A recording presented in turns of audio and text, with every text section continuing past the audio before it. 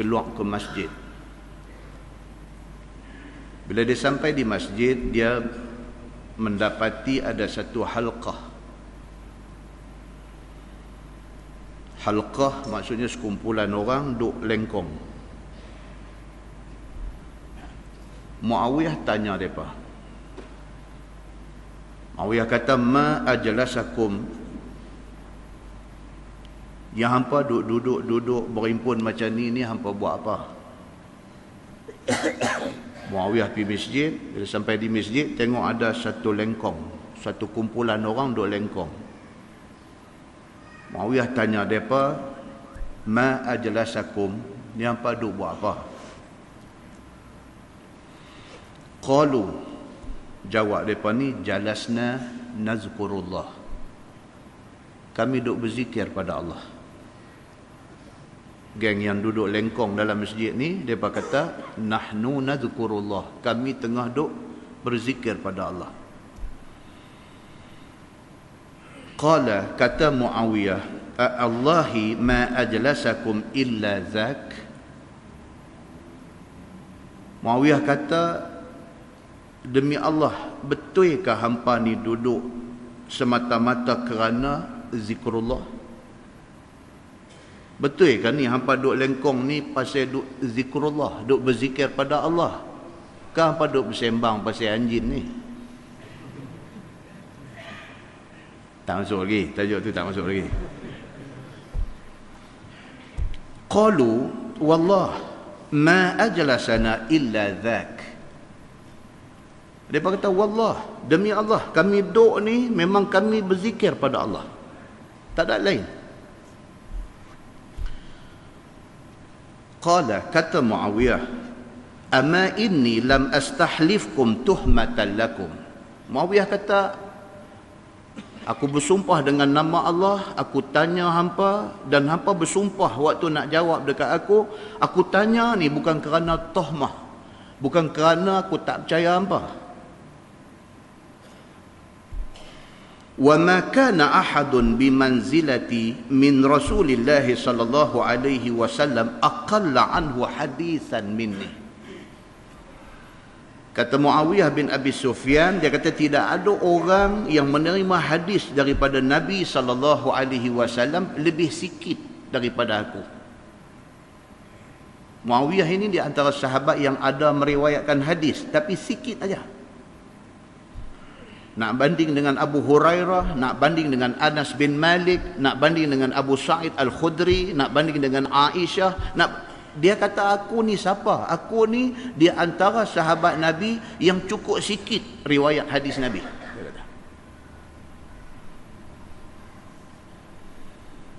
Cuma di antara benda yang aku ambil hadis daripada Nabi ni, dia kata, wa inna Rasulullah sallallahu alaihi wasallam kharaja ala halqatin min ashabih. Dia kata, Nabi sallallahu alaihi wasallam serupa macam aku tadi. Satu hari Nabi keluar daripada rumah, Nabi pergi ke masjid. Bila Nabi sampai di masjid, ada satu halaqah. Ada sekumpulan orang duk melengkong di masjid.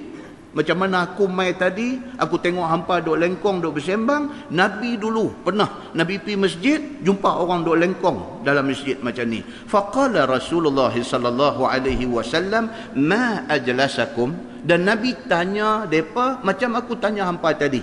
Nabi kata, ni hampa duk lengkong ni, hampa duk buat apa?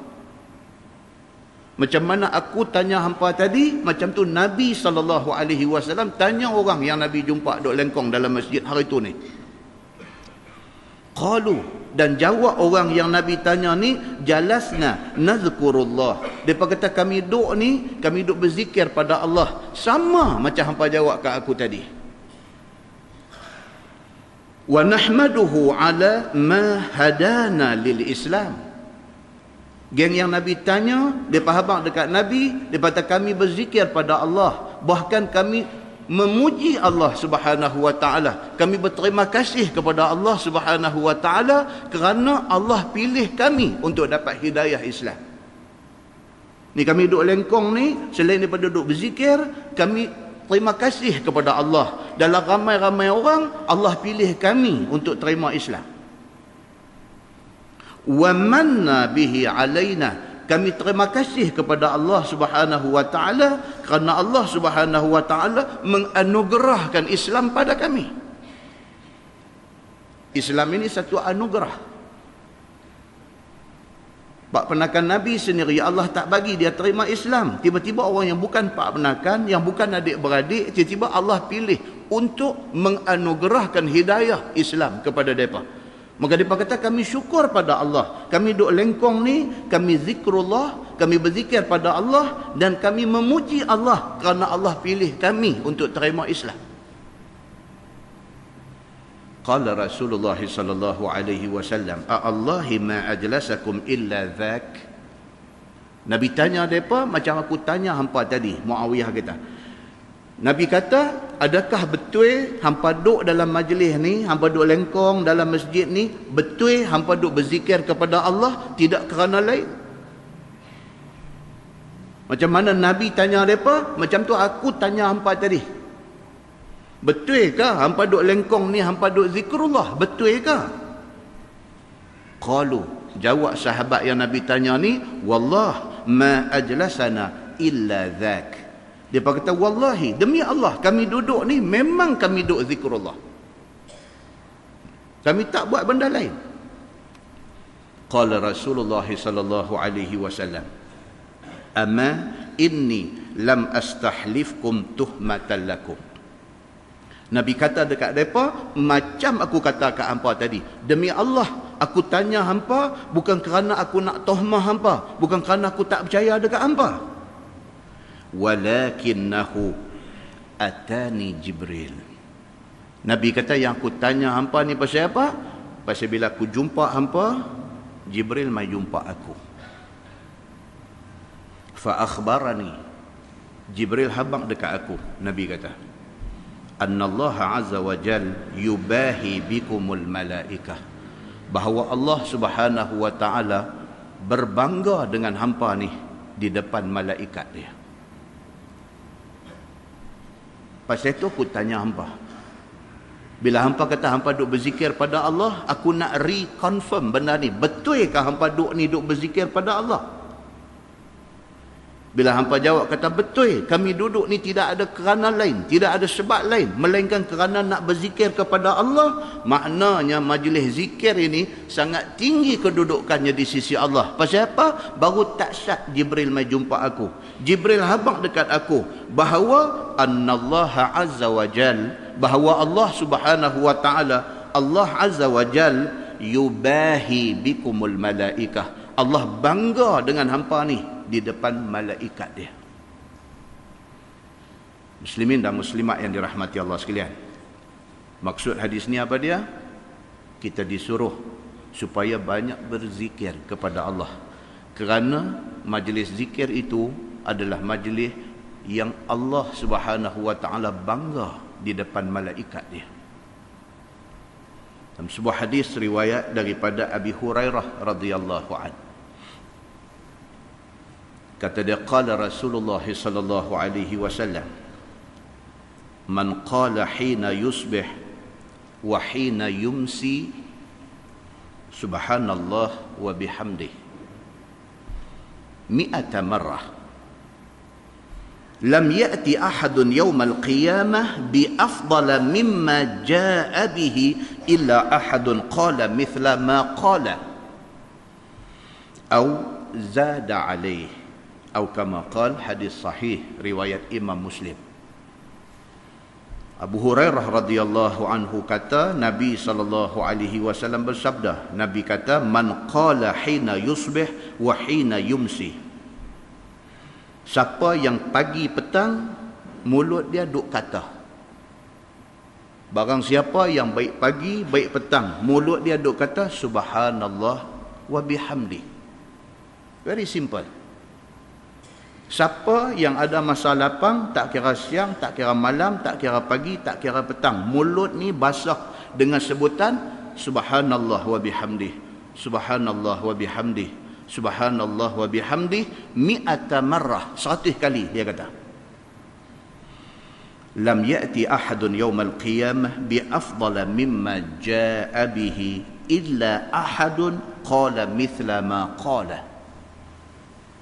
Nabi kata siapa yang pagi petang mulut duk sebut subhanallah wa bihamdih, maka esok pada hari kiamat esok tidak ada orang lain yang lebih baik daripada orang yang duk kata tu pada ketika pergi menghadap Allah Subhanahu wa taala.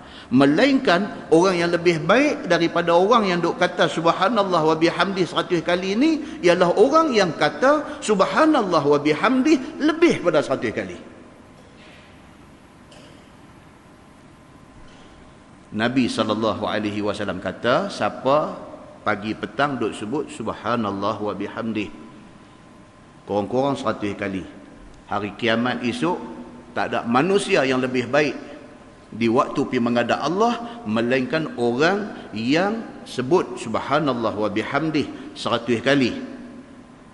Kalau ada pun orang yang lebih baik daripada orang ni, ialah orang yang lebih daripada 100 kali. Muslimin dan muslimat yang dirahmati Allah sekalian. Dan benda ni tuan-tuan, nampak very simple. Tapi kebiasaan itu, dia akan bawa menjadi kebiasaan di ketika sakratul maut. Yang tu yang important, yang tu yang penting. Bukan semua orang tuan-tuan menjelang kematian mulut boleh duk sebut subhanallah wa bihamdih, subhanallah wa bihamdih, subhanallah wa bihamdih. Bukan semua orang boleh sebut. Orang yang boleh sebut adalah orang yang biasa dengan sebutan itu. Allah akan rezekikan benda tu kepada dia menjelang akhir hidup dia. Mulut dia mai benda ni. Tidak cukup dengan itu, di hari akhirat esok dia pergi menghadap Allah dalam keadaan dia duk gendong benda yang paling baik yang Allah nak tengok. Allah kata tidak ada orang yang lebih baik daripada dia ni melainkan orang yang sebut lebih pada dia ni. Dalam sebuah hadis lain riwayat daripada Amru bin Maimun radhiyallahu an, kata dia, man qala la ilaha illallah wahdahu la syarikalah lahul mulku wa lahul hamd wa huwa ala kulli syai'in qadir 10 mirar kana kaman a'taqa 4 anfus min waladi Ismail atau kama qala, hadis sahih riwayat Imam Muslim. Nabi SAW bersabda, Nabi kata siapa yang duk sebut la ilaha illallah wahdahu la syarikalah lahul mulku wa lahul hamd wa huwa ala kulli syai'in qadir 10 kali. Kana kaman a'taqa 4 anfus min waladi Ismail. Tuhan bagi dekat dia pahala seumpama dia memerdekakan 4 orang daripada kalangan keturunan Nabi Ismail alaihi salam. Tuan-tuan, kita bertuah dan kita beruntung. Pasal apa? Pasal kita jadi orang Islam, kita jadi umat Islam, umat Nabi Muhammad sallallahu alaihi wasallam yang diberikan peluang untuk buat pahala macam ni. Ini anugerah Allah kepada umat Nabi Muhammad sallallahu alaihi wasallam. Anugerah Allah. Satu benda yang simple, satu benda yang ringan, mulut nak sebut, tapi besar ganjaran di sisi Allah Subhanahu wa taala, dan dia bukan mai daripada hadis yang dhaif, jauh sekali. Dia bukan hadis maudhu'. Sebaliknya, dia mai daripada hadis yang sahih, riwayat Muslim. Muslimin dan muslimat yang dirahmati Allah sekalian. Itu lebih baik. Maksudnya apa? Sebut subhanallah wa bihamdih 100 kali. Sebut la ilaha illallah wahdahu la syarikalah lahul mulku wa lahul hamd wa huwa ala kulli syai'in qadir 10 kali. Itu lebih baik daripada kita duk bertengkar pasal anjing. Tu baru nak masuk. Lebih baik daripada kita pergi duk bertengkar pasal anjing. Tuan-tuan, kita duk zaman lah ni, zaman semua orang ada WhatsApp. Ni yang kata WhatsApp, ataupun orang belah sebut WhatsApp. Kan? Kejadian jadi di satu tempat within second. Dalam 10 second, 15 second, sebelum seminit kita dah dapat gambar lah. Puting beliung di Pandamaran. Pendang tak cakap lah ni. Habis dah. Pendang lepas dah. Dia pergi singgah di Pandamaran, Kelang. Benda baru jadi sebelum seminit gambar dah sampai di Jitra. Kita duduk zaman tu. Macam itulah cerita pasal anjing ni. Ya Allahu Akbar. Habis tenggelam semua benda. Duk sembang pasal tai anjing dengan ayam liung anjing. Daripada Tok Mufti sampai kepada profesor di universiti, sampailah kepada kita di bawah ni. Dalam WhatsApp group ni sampai jadi perbalahan. Apa benda? Benda tu nak pergi berbalah ni apa benda? Berbaloi ke kita nak berbalah tentang hal anjing ni? Muslimin dan muslimat yang dirahmati Allah sekalian.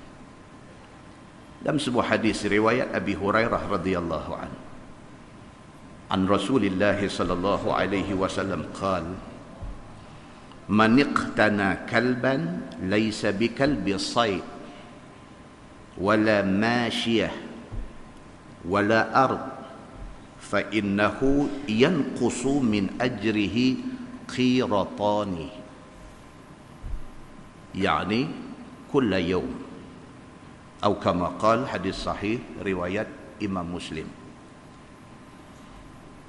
Nabi SAW bersabda, Nabi kata, siapa iqtana kalban, bela anjing sebagai pet. Bang siapa bela anjing sebagai menatang kesayangan. Dia bela anjing macam dia bela kucing. Dia bela anjing macam dia bela arnab. Bang siapa yang bela anjing, yang pelihara anjing macam dia bela menatang kesayangan. Laisa bikalbi sayd, yang anjing itu bukan anjing yang nak digunakan untuk memburu. Wala masyiyah, yang anjing itu bukan anjing yang nak digunakan untuk jaga menatang ternakan dia. Wala ard, dan anjing itu bukan anjing yang nak digunakan untuk menjaga tanam-tanaman. Fa innahu yanqusu min ajrihi qiratani kulla yawm. Allah akan minus, akan tolak pahala yang dia dah buat. Tiap-tiap hari Allah tolak 2 qirat. 2 qirat maksudnya pahala sebesar Bukit Uhud 2 kali. 2 kali Bukit Uhud. Ini anjing. Ini yang kata anjing ni. Satu binatang yang Islam meletakkan dia macam tu. Kalau kita guna dia untuk tujuan-tujuan nak memburu, kalau kita guna dia untuk tujuan-tujuan untuk jaga menatang ternakan lembu kambing kita, kalau kita guna dia untuk jaga tanam-tanaman kita, tak apa. Tapi kalau kita guna dia, kita beli dia, kita simpan dia, kita pergi duk gomoi dia, kita pergi duk ambil gambar, dukung dia, kita pergi duk cum hati hubun-hubun kepala dia, kita pergi duk selfie dengan dia. Tiap-tiap hari Allah minus, Allah tolak pahala yang kita duk buat ni. Kita sembahyang qabliyah subuh yang kata pahalanya khairun minad dunya wa ma fiha. Lepas sembahyang subuh kita duk baca Quran sampai 4-5 muka. Lepas tu kita pergi jumpa orang susah, kita dengan senang hati bagi sedekah dekat dia RM5, RM10. Ni semua pahala yang kita duk buat ni, kalaulah ada tara besar Bukit Uhud, Allah tolak 2 Bukit Uhud. Kerana hang pergi duk bela anjing, buat pet, buat binatang kesayangan hang. Itu anjing. Hadis yang kedua riwayat daripada Maimunah. Dia ada 2 riwayat. Satu, tuan-tuan tengok di dalam Sahih Muslim, riwayat Maimunah pun ada, riwayat Aisyah pun ada. Matan lebih kurang sama. Saya ambil yang riwayat Maimunah. Dia kata anna Rasulullah sallallahu alaihi wasallam asbaha yawman wajiman. Faqalat Maimunah ya Rasulullah laqad istankartu hay'ataka mundzul yawm. Qala Rasulullah sallallahu alaihi wasallam inna Jibril kana wa'adani an yalqani al-lailah falam yalqani wallahi ma akhlafani. Qala fazalla Rasulullah sallallahu alaihi wasallam yawmahu dhalik ala dhalik summa waqa'a fi nafsihi jirwu kalbin tahta qustatin lana fa'amara bih fa'ukhrija summa akhadha an-nabi sallallahu alaihi wasallam biyadihi ma'an fanadaha makanah falamma amsa laqiyahu Jibril faqala lahu qad kunta wa'adtani an talqani al-bariha. Qala Jibril ajal walakinna la nadkhulu baitan fihi kalbun wala surah. Fa asbaha Rasulullah sallallahu alaihi wasallam yawma'idhin fa amara biqatlil kilab atau kama qala, hadis sahih riwayat Imam Muslim. Semua saya ambil daripada hadis Muslim. Maimunah isteri Nabi sallallahu alaihi wasallam, dia kata hari itu giliran Nabi di rumah dia. Nabi isteri ramai, Maimunah salah seorang isteri Nabi. Hari itu giliran Nabi tidur di rumah Maimunah. Tiba-tiba asbaha yauman wajiman. Tiba-tiba pagi itu Nabi bangkit, hal keadaan Nabi ni nampak wajiman ni maksudnya nampak sengap, nampak muka sedih. Itu maksud wajiman. Nabi ni satu orang manusia yang ceria. Tapi pagi itu Nabi bangkit tidur, bangkit di rumah isteri dia Maimunah.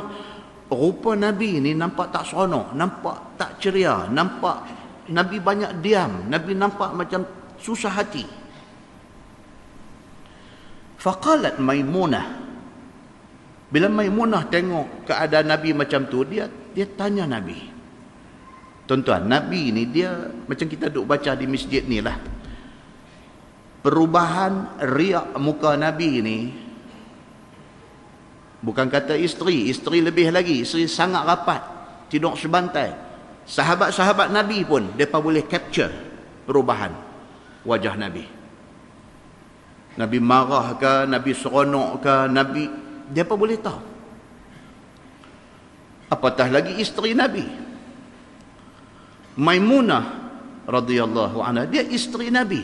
Dia bangkit-bangkit tidur pagi, nampak Nabi tak ceria, nampak Nabi tak seronok, nampak Nabi banyak diam daripada bercakap. Maimunah tanya Nabi, dia kata ya Rasulullah laqad istankartu hayataka mundzul yaum. Dia kata ya Rasulullah, ni sejak daripada sehari ni, dia kata daripada pagi tadi sampai lah ni, saya tengok muka abang nampak macam susah hati.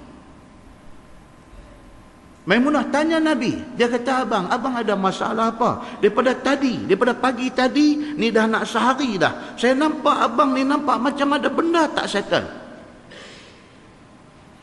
Qala Rasulullah sallallahu alaihi wasallam, inna Jibril kana wa'adani an yalqani al-lailah. Nabi kita cerita dia macam ni, Jibril janji nak jumpa aku semalam. Nabi kita semalam patut Jibril jumpa aku. Falam yalqani, Jibril tak mai. Mana aku tak susah hati? Jibril sudah janji dia nak jumpa aku semalam. Aku tunggu sampai siang, Jibril tak mai. Apa salah aku? Tak kena aku tang mana? Apa hal ni? Aku ditinggalkan dalam keadaan tertanya-tanya. Aku jadi tak seronok hari ni.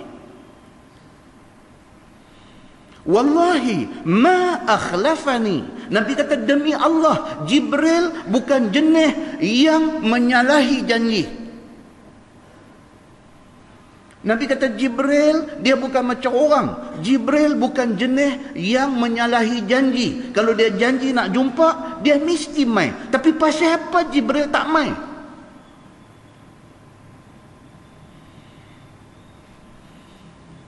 Qala, kata rawi hadis itu, fazala Rasulullah sallallahu alaihi wasallam yaumahu dzalik ala dzalik.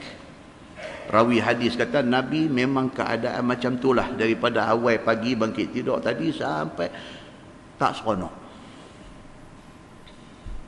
Summa waqa'a fi nafsihi jirru kalbin tahta fustatin lana. Dalam pada Nabi duk tak seronok tu, tiba-tiba mata Nabi sudah tangkap seekor anak anjing duk ada bawah pangkin tempat tidur Nabi.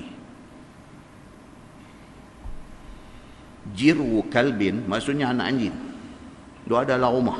Duk ada dalam rumah Nabi, rumah Maimunah ni, duk bawah pangkin anak anjing.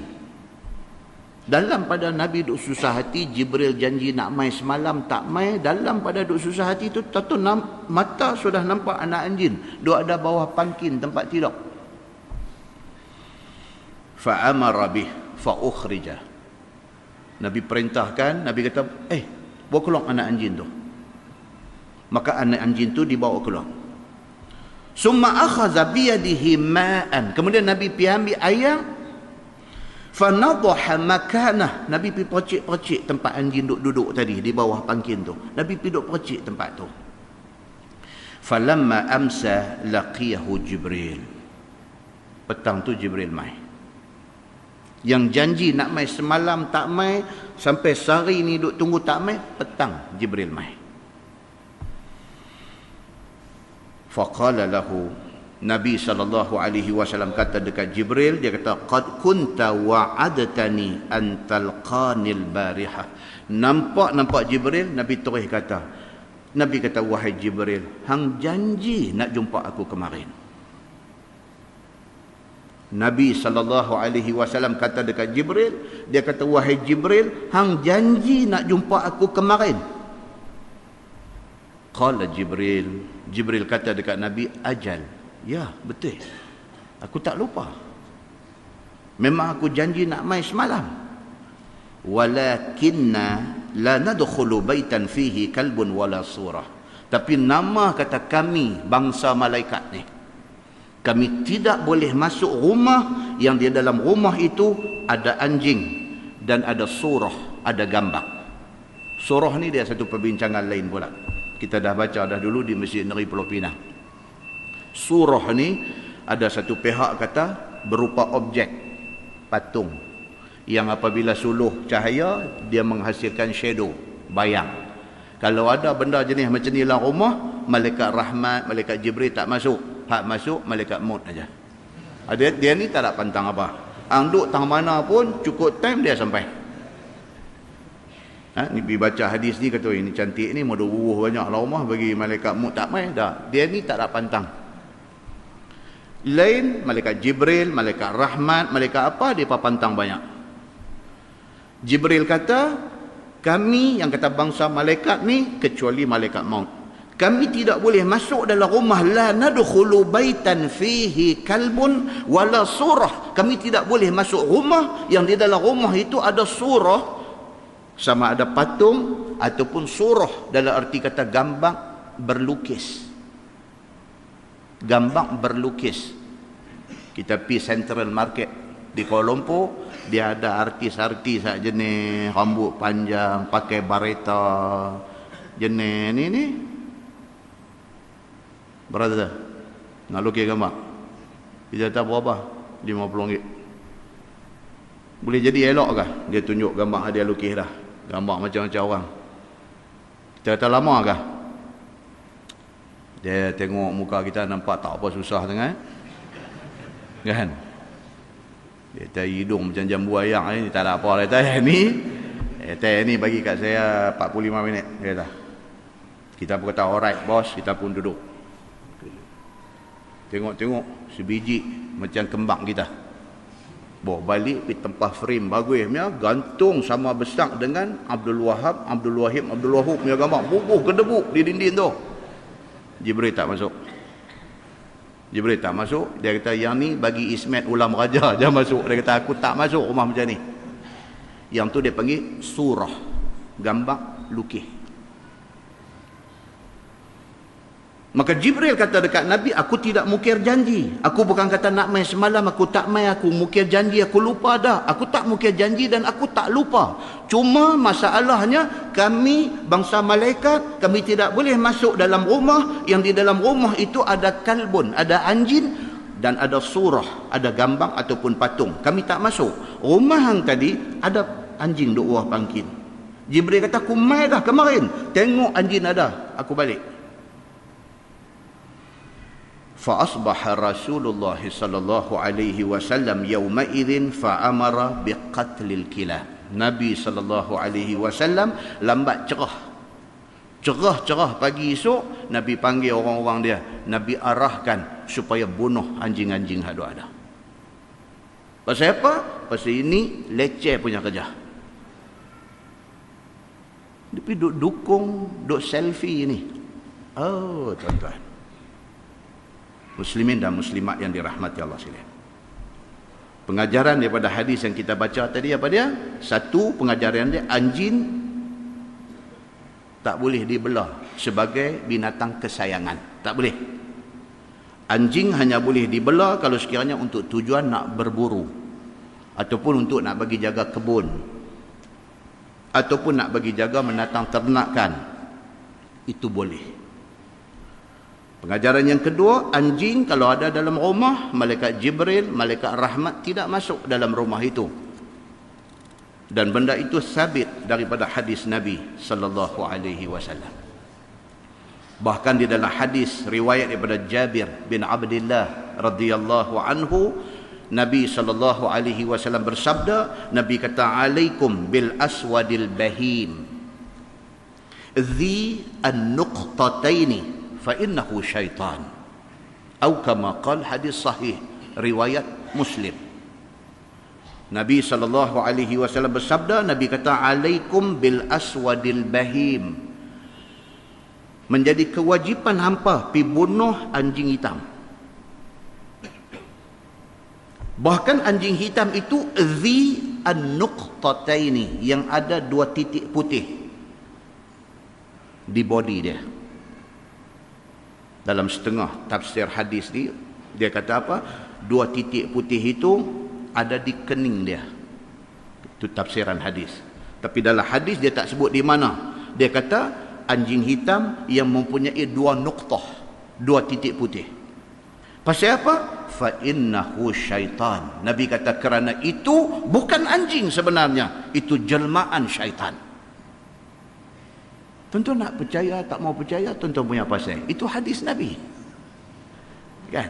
Takut juga bila duk baca benda-benda macam ni. Sekali ada pencinta anjing pula duk dengar lagu duk ayak mata belenang, dengar dia kata ni awak ni duk abang suruh bunuh anjing pula. Ya Allah, awak dah ada manusia zalim, kejam macam ni. Tak mau. Kita baca hadis. Hadis abang macam tu.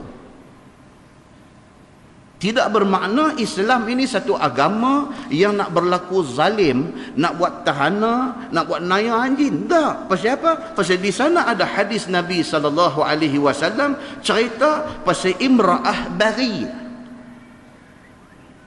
Adalah hadis riwayat daripada Abi Hurairah, dia kata anin Nabi SAW annam ra'atan baghiyan ra'at kalban fi yawmi harin fi yawmin harin yutifu bi bi'rin. Itu hadis dia. Qad adla'a lisanahu min al-'atash fanaza'at lahu bimuqiha faghufira laha. Atau kama qala, hadis sahih riwayat Imam Muslim. Nabi SAW cerita dekat sahabat-sahabat, Nabi kata dulu ada satu kes, satu orang perempuan pelacur, satu perempuan bari, perempuan jahat, pelacur. Tiba-tiba satu hari ra'at kalban fi yaumin harin, dia nampak anjing pada hari yang sangat panas, hari yang panas terik. Dia perempuan pelacur, jalan-jalan-jalan tengah padang pasir, nampak anjing di tengah panas terik, yang anjing itu yutifu bibi'rin, duk tawaf telaga, duk pusing telaga. Dia dahaga yang teramat sangat, tapi apakan daya, dia anjing. Dia nak turun pergi ambil air tak boleh. Dia duk pusing telaga tu. Qad adla'a lisanahu minal atash. Nabi kata lidah dia duk terjelan pasal terlampau dahaga anjing ni. Fanaza'at lahu bimuqiha. Perempuan pelacur ni bila tengok anjing ni dahaga yang amat sangat, dia jatuh kesian. Dengan menggunakan kasut dia pergi cedok air telaga, bagi anjing ni minum. Nabi kata faghfira laha, sebagai balasan kepada dia buat baik ke anjing itu, Allah ampunkan dosa dia. Hadis itu hadis sahih riwayat Imam Muslim. Hadis itu bukan dalil untuk selfie dengan anjing. Hadis itu adalah hadis yang nak bagi tahu dekat kita bahawa anjing ini walaupun dia binatang yang najis, walaupun perbahasan tentang najis tu pula dia main satu bab pula. Ada sebahagian ulama kata najis, seluruh badan dia tu najis. Ada sebahagian ulama kata no, kalau kita kering dia kering, pegang tak apa. Kalau salah satu parti, salah satu pihak basah pegang, najis, kena sama satu ayak tanah 6 ayak mutlak. Ada sebahagian ulama kata no, yang najis tu cuma ayak liok dia yang duk melenjar dengan najis dia bila dia berak dan kencing. Hal lain tak najis. Itu perbincangan, tapi pokok pangkalnya anjing ni binatang najis. Itu pokok pangkalnya begitu. Di mana najisnya Allah yang lebih mengetahui. Tetapi petunjuk daripada hadis Nabi SAW duk mai dekat kita. Tuan-tuan, apakah sebaik-baik petunjuk kepada kita? Sebaik-baik petunjuk kepada kita ialah hadis Nabi SAW dan Al-Quran itu sendiri. Detail petunjuk hadis. Dia mai hadis daripada Abi Hurairah. Dia kata qala Rasulullah sallallahu alaihi wasallam tahuru ina'i ahadikum idza walagha fihi al-kalb an yaghsilahu 7 marrat aw lahunna bit-turab. Atau kama qala, hadis sahih riwayat Imam Muslim. Nabi sallallahu alaihi wasallam kata bekas ayam yang dijilat oleh anjing itu akan jadi suci apabila kita basuh bekas yang anjing jilat tadi ni dengan 7 kali air. Sekali yang pertamanya dengan air tanah. Hadis itu hadis sahih riwayat Imam Muslim. Maknanya anjing tu dia pergi jilat bekas, satu besen ada air dalam tu, dia mai jilat air tu. Bekas tu kena sama. Najis tak najis anjing ni? Najis. Tapi walaupun dia satu binatang najis, boleh tak boleh kita pergi buat tahanan kat dia? Saja-saja lalu tepi dia, ambil paupah-nyok ke depan bagi belakang dia. Saja-saja tengok dia duduk tidur, pergi ambil batu hampuk atas belakang dia. Adakah itu Islam suruh? Islam tak suruh benda tu. Islam suruh kita berlaku ihsan kepada setiap makhluk Allah yang bernyawa. Tapi sampai nak buat satu kempen, nak pergi hajar orang, itu tak disuruh. Padan dengan habang aja. Ini anjing, cerita dalam agama dia macam ni. Kalau terkena najis dia kena buat macam ni. That's all. Saya yang paling kesian dalam episod ni dekat ustaz tu lah. Ustaz Iqbal ke apakah nama dia. Tuan-tuan boleh masuk internet, boleh tengok. Masya Allah, orang bagus. Dan trend masyarakat kita hari ni, bukan nak ambil tahu daripada A sampai Z. Dia nak boh ya. Allahu Akbar. Tuan-tuan, kita baca dalam Facebook, mereka punya duk hantam ustaz ni, Masya Allah. Walhal dia tak dengar pun apa ustaz ni cakap di dalam program ni. Tuan-tuan boleh masuk internet, boleh keluar balik YouTube. Dia bercakap daripada awal sampai habis. Dia explain everything, cantik. Ustaz Iqbal ni, kalau tuan-tuan tengok muka dia pun lagi jernih daripada Ustaz Samsuri. Saya pun tengok dia, Masya Allah, tak mungkin Ustaz ni orang duk buah dia, sedangkan orang tak tahu apa cerita sebenarnya. Tuan-tuan, awat kita jadi macam tu. Lagi baiklah kita pergi sebut Subhanallah wa bihamdi. Tuan-tuan, tolonglah, sudahlah kita perangai suka nak hukum orang, gopoh gapah, tergesa-gesa ni, sudah. Ambil tahu, ujung panggil cerita, baru kita tahu. Yang silap ni apa dia? Geng yang duk selfie ni. Mereka ni silap. Pasal apa? Mereka terlajak. Ustaz tu tak suruh buat lagu tu. Mereka yang terlajak pergi buat lagu tu. Muslimin dan muslimat yang dirahmati Allah sekalian. Pengajaran daripada semua hak kita baca tadi apa dia? Satu, walaupun anjing tu binatang najis, tapi kita tetap dijanjikan pahala kalau kita ada ihsan tolong dia. Satu. Yang kedua, jangan tak pasal-pasal kita pergi buat tahanah dan buat nayah kepada makhluk Allah yang bernama anjing. Jangan. Yang ketiga, tapi kita tak disuruh sampai ke tahap nak pergi dukung, nak pergi duk peluk, nak pergi duk cium anjing. Tidak disuruh oleh agama kita. Yang keempat, saya secara peribadi, saya rasa tak perlu kempen seumpama itu. Yang kelima, dengan ini saya mencadangkan kepada jemaah Masjid Al-Muttaqin, kita tutup topik touch a dog ini. Saya mencadangkan supaya tajuk ni tutup. Kita banyak benda lain nak bincang. Dan yang keenam, kita gantikan duk bercakap pasal anjing tak habis-habis upah hari dah ni dengan zikir kepada Allah. Kerana berzikir itu kita dibanggakan oleh Allah di depan malaikat dia.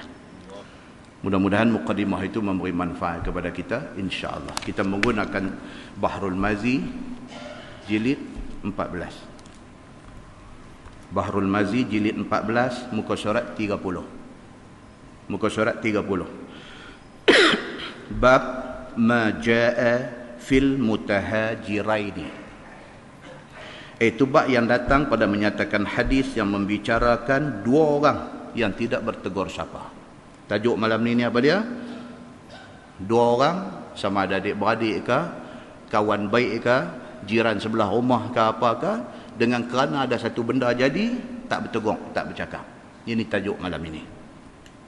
Ketahuilah saudaraku, telah lalu dalam juzuk yang lepas menerangkan beberapa masalah tidak bertegur sapa.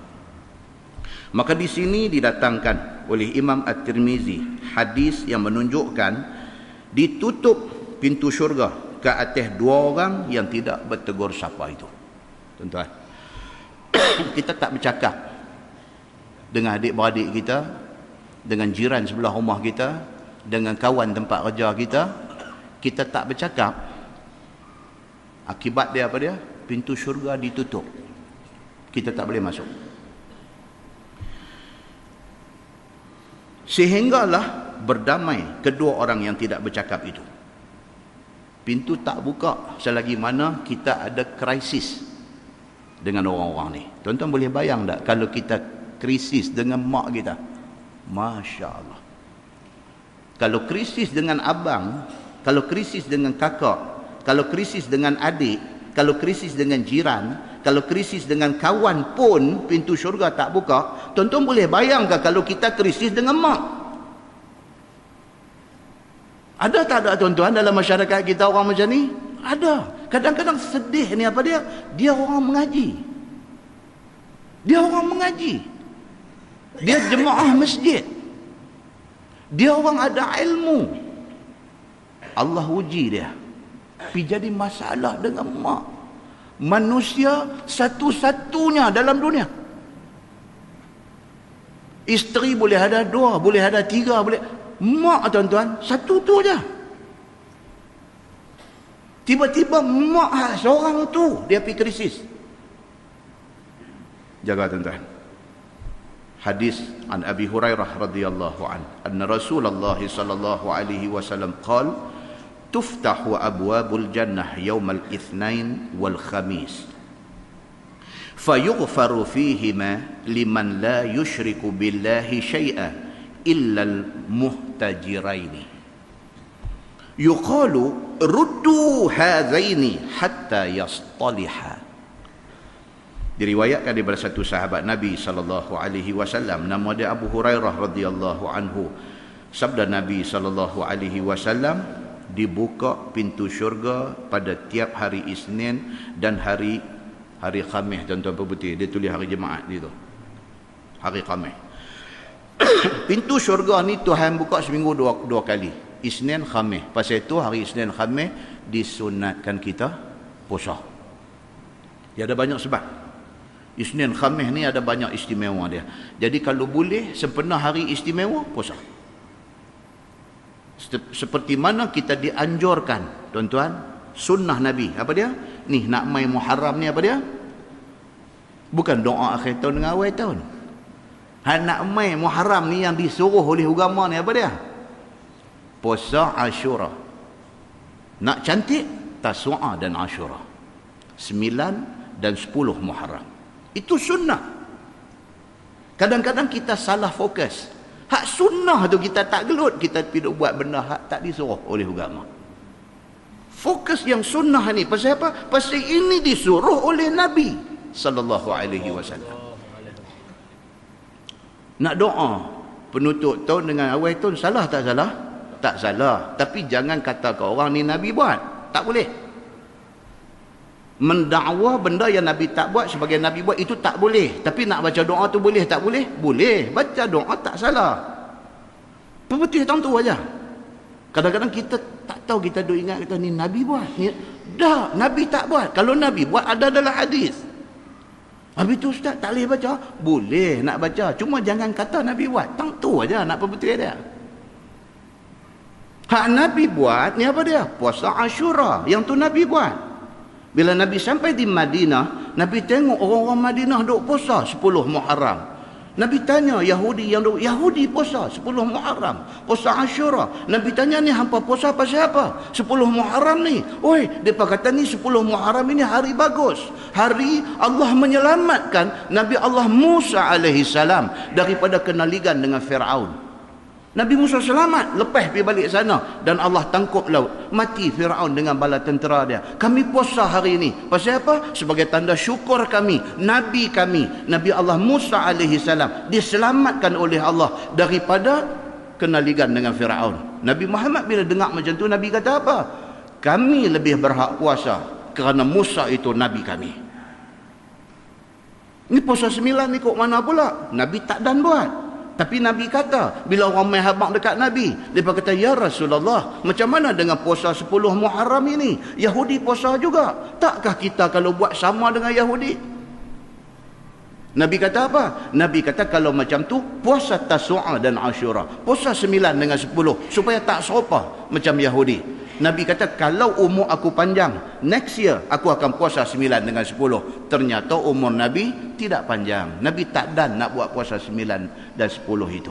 Tapi dia jadi sunnah dah? Sunnah. Pasal Nabi kata, kalau aku panjang umur, next year aku akan puasa 9 dan 10 Muharram.